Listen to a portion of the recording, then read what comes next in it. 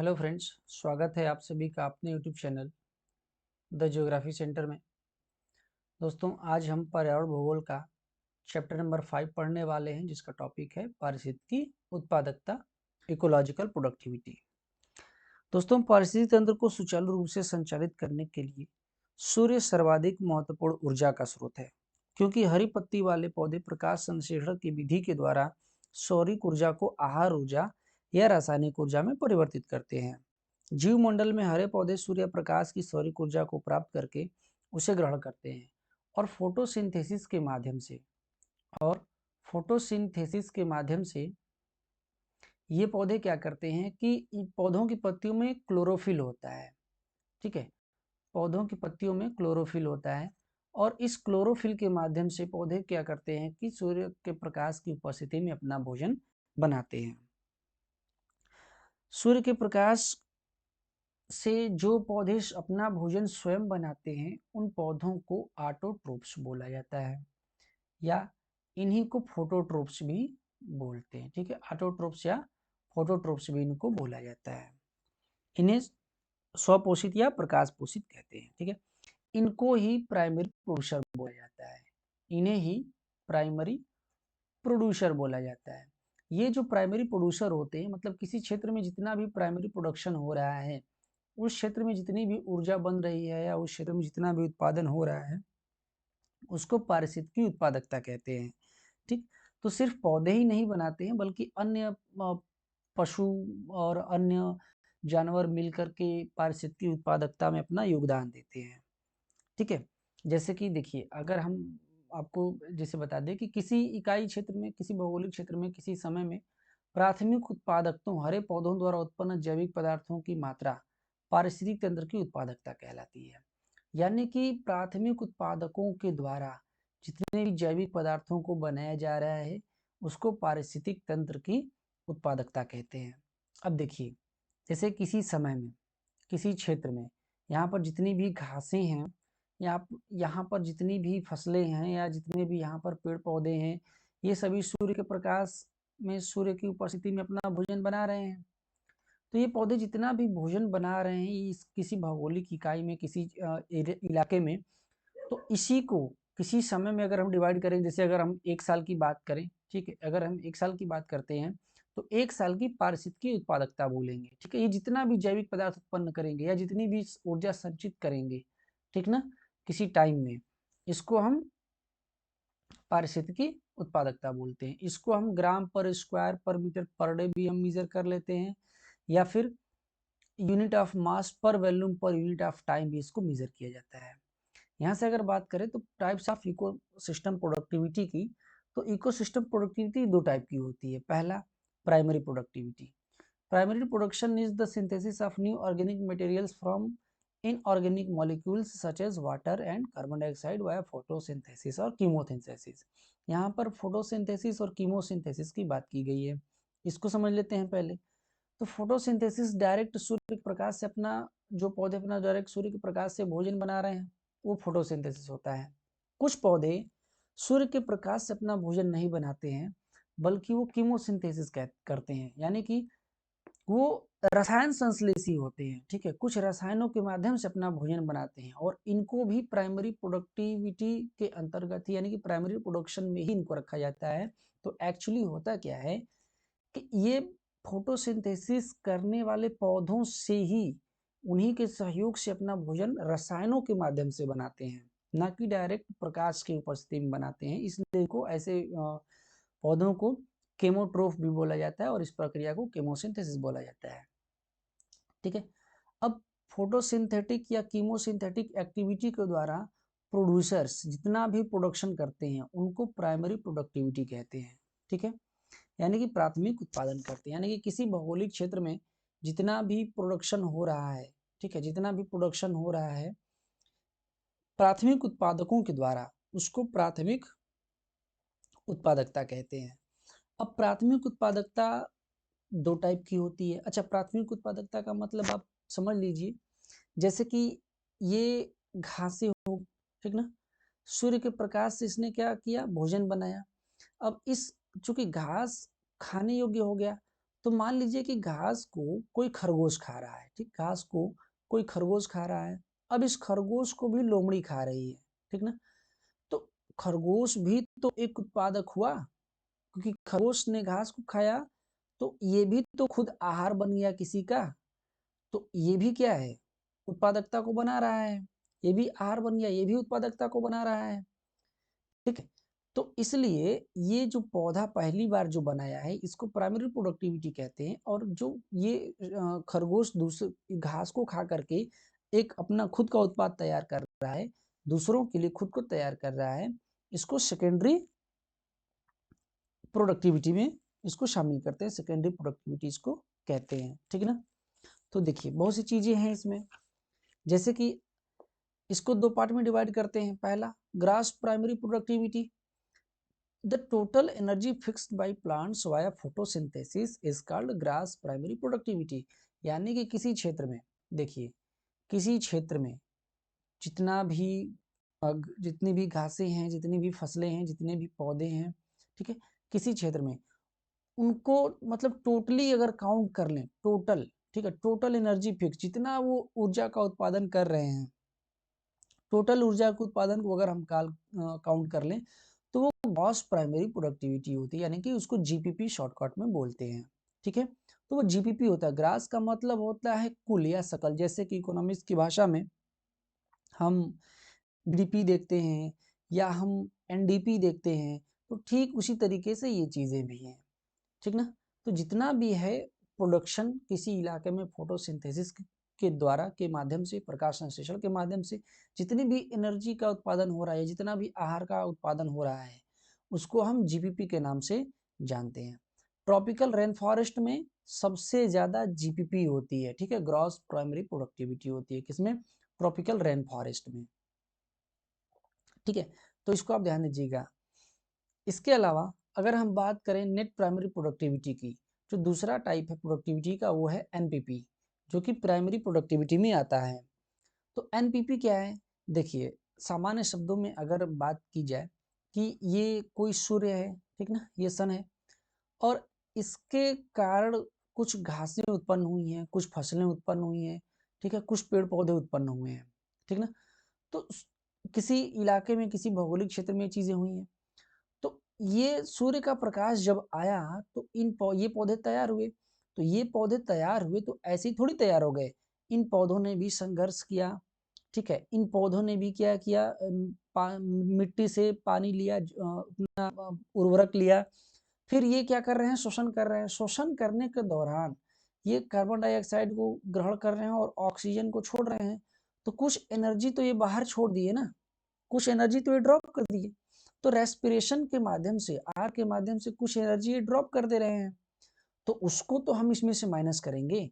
तो जब हम रेस्पिरेशन को माइनस कर देते हैं, क्यों, क्योंकि पौधे खुद तैयार करने में भी संघर्ष किए हैं, खुद को तैयार करने में भी पौधों ने एनर्जी खर्च की है। इनका सेल तब तैयार हुआ है जब ये श्वसन किए, रेस्पिरेशन किए।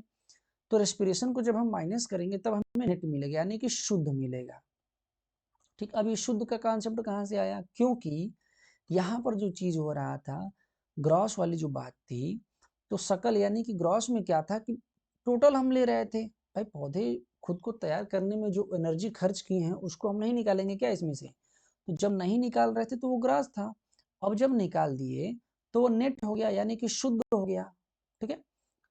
तो a small fraction of energy fixed via GPP is used in respiration of plants, which gives them necessary energy for various physiological and morphological functions, ठीक है।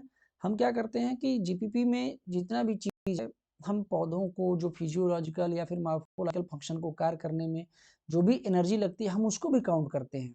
बट होता क्या है कि when this respiratory utilisation reduced from primary productivity, when we get is net primary productivity, जब हम reduce कर देते हैं इस रेस्पिरेटरी यूटिलाइजेशन को, जो कि श्वसन के द्वारा खर्च किया गया है, उसमें से हम माइनस कर देंगे तो हमें जीपीपी फाइंड आउट होती है, ठीक है।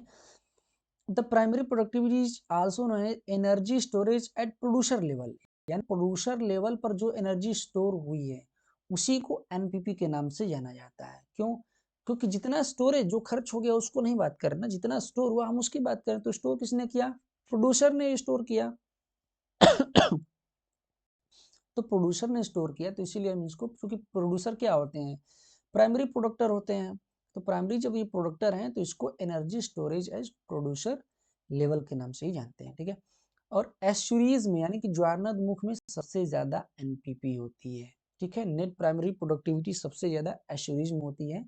इस टर्म को एक जगह अलग से आप नोट कर लीजिएगा, ठीक है।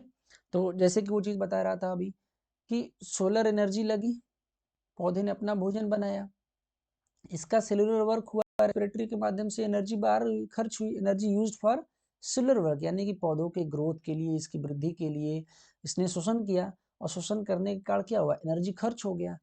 तो एनर्जी स्टोर एज बायोमास वो एनपीपी। अब चूंकि ये तो खर्च हो गया ना, बाहर निकल गया, तो जो बचा इस पौधे के लिए, यानी कि जब दूसरा प्राणी इसको खाएगा, ठीक है, तो जो बच गया वही ना खाएगा, तो वो एनपीपी होता है। तो जो बच गया भाई हम वही ना खाएंगे, या कोई प्राणी वही ना खाएगा, इसलिए इसको एनपीपी बोलते हैं, ठीक है। तो एनपीपी कैसे फाइंड आउट करते हैं कि जब जीपीपी में से रेस्पिरेशन को माइनस कर देते हैं तो हमारी एनपीपी मिल जाती है। अब बात करेंगे सेकेंडरी प्रोडक्टिविटी की। अब सेकेंडरी प्रोडक्टिविटी का कॉन्सेप्ट कहाँ से आता है?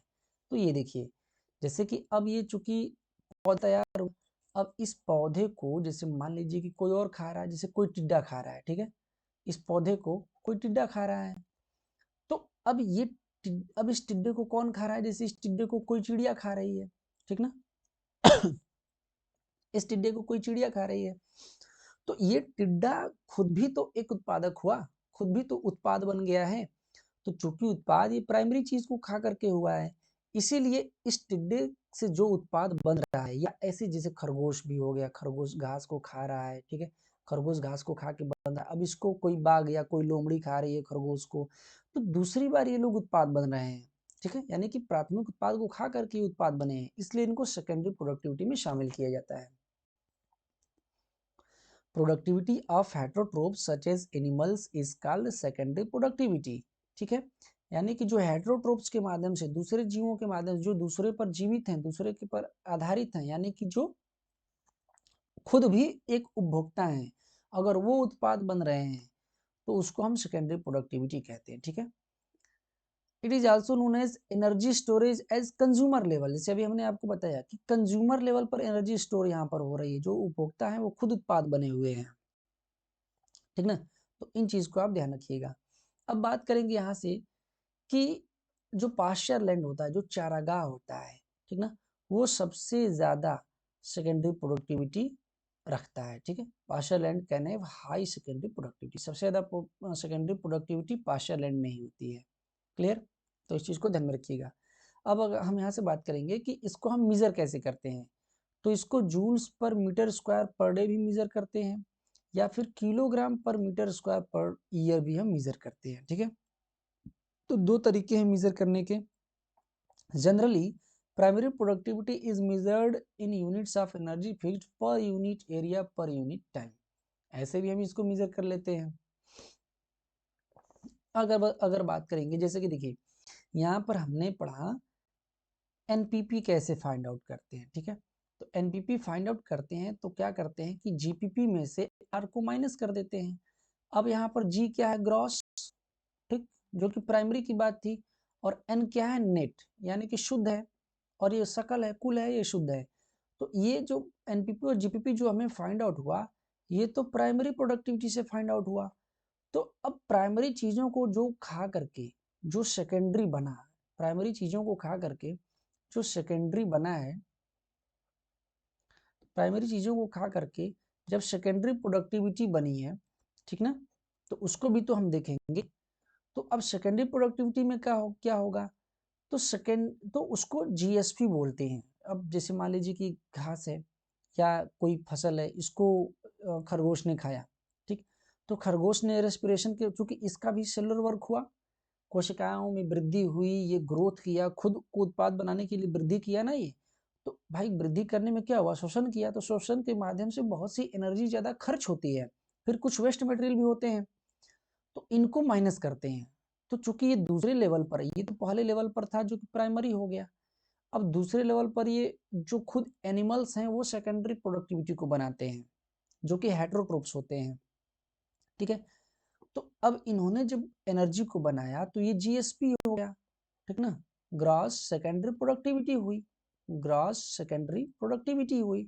तो ग्रॉस सेकेंडरी प्रोडक्टिविटी जब हुई तो भाई अब इन्होंने भी तो एनर्जी खर्च की है रेस्पिरेशन के माध्यम से, श्वसन के माध्यम से, तो इसमें से भी आर माइनस करेंगे तो क्या निकलेगा, एनएसपी निकलेगा, यानी कि नेट सेकेंडरी प्रोडक्टिविटी निकलेगी, ठीक है। यहाँ पर net secondary productivity is equal to GSP minus R, तो इस तरीके से निकलेगा, यानी कि जितना हम फूड ईटें, जितना खाना खाए हैं, और energy in faeces minus respiration, जितना भाई जो वेस्ट मटेरियल निकला है वो भी, और रेस्पिरेशन को भी माइनस कर देंगे तो क्या निकलेगा, जीएसपी निकलेगा। और जीएसपी में से आर को माइनस कर देंगे तो एनएसपी निकल जाएगी, ठीक है। तो ये चीज को उम्मीद है कि आपको समझ में आया होगा, ध्यान में रखिएगा। अब बात करेंगे कि कौन कौन से ऐसे बेसिस हैं जिसके आधार पर प्रोडक्टिविटी को क्वालिफाई किया जाता है, क्लासिफाई किया जाता है, सॉरी, ठीक है। तो पहला है अनप्रोडक्टिव इकोसिस्टम। कुछ ऐसे इकोसिस्टम्स हैं जो बिल्कुल ही अनप्रोडक्टिव हैं, जिनको कि एक्सट्रीम इकोसिस्टम के नाम से जाना जाता है, ठीक है। जैसे कि डेजर्ट हो गया, टुंड्रा रीजन हो गया, ठीक है। ये सब क्या है, इनकी एनपीपी 200 ग्राम पर मीटर स्क्वायर पर ईयर से भी कम होती है। यहाँ पर हर्बीवोर कंज्यूमर बहुत कम पाए जाते हैं, ठीक है। तो ये अनप्रोडक्टिव रीजन्स होते हैं।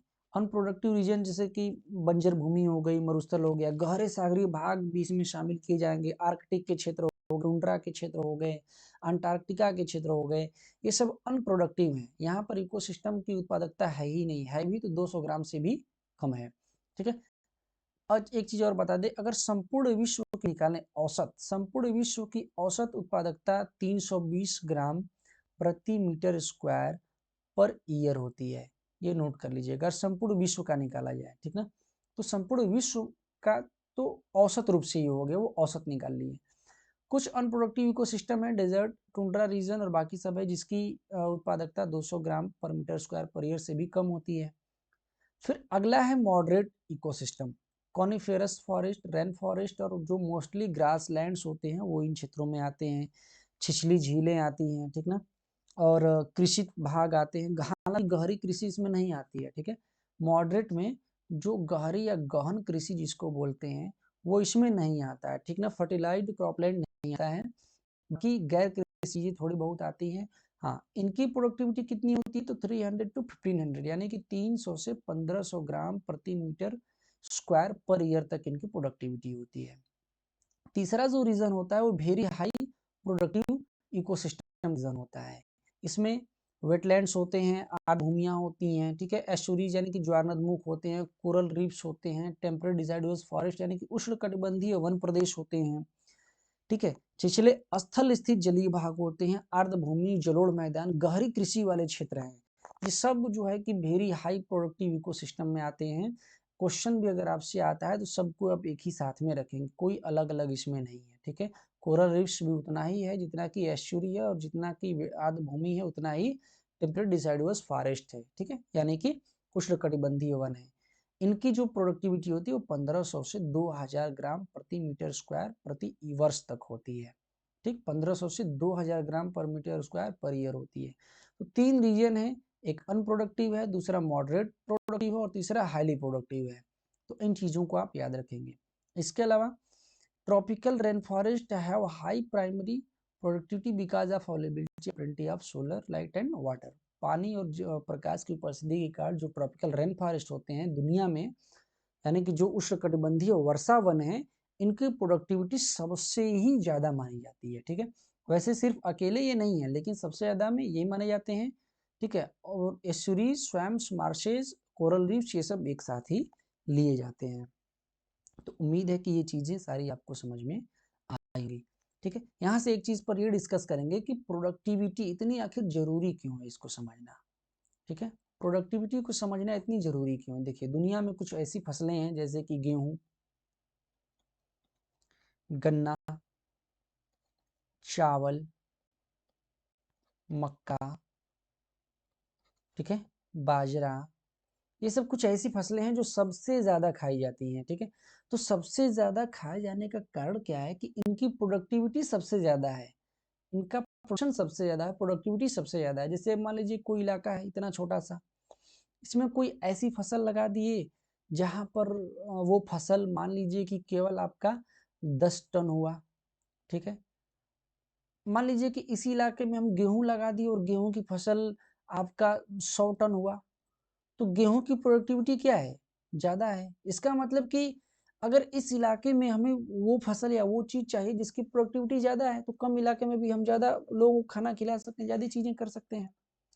तो इसी तरीके से हमने आपको यहाँ पर बताया है कि अगर जैसे कि एस्चुरीज, ट्रॉपिकल रेन फॉरेस्ट हुई और बाकी चीज़ें हुई, अगर ये कम हो जाएँगे, इनकी प्रोडक्टिविटी कम हो जाएगी, तो दिक्कत आएगा। इसीलिए सरकार इनको बचाने का प्रयास करती है, इन चीज़ों को छेड़-छाड़ इसमें करने की सलाह नहीं दी जाती है क्योंकि प्रोडक्टिविटी अगर कम हुई, अगर एक चीज़ भी इसमें से कम हुआ, तो पूरे आपके सिस्टम पर इसका प्रभाव पड़ेगा, ठीक है? इसका पीडीएफ प्राप्त करने के लिए हमारा Telegram channel geography junction join करिएगा और जो भी आपको डाउट हो, जो भी चीज़ हो, जो भी आपको दिक्कत आ रही है, तो कमेंट करके उसमें पूछ सकते हैं। इसको अपने दोस्तों में भी शेयर करिए और चूँकि जैसा कि हमने कहा था कि आपको किसी भी ऐप का सब्सक्रिप्शन लेने की ज़रूरत नहीं है, तो मैं उसके लिए प्रतिबद्ध हूँ। ज्योग्राफ़ी की सारी चीज़ें, ठीक है? जितना भी ज्योग्राफ़ी पर जो भी कुछ है, मैं सारा कुछ आपको फ्री में यूट्यूब पर ही पढ़ाऊँगा, डिटेल में एक्सप्लेन करूँगा चीज़ों को। इसी तरीके से आपके मन में जो भी सवाल हैं, जो भी डाउट हैं, उसको आप पूछ के क्लियर कर सकते हैं। तो मिलते हैं अगले क्लास में, आज के लिए धन्यवाद।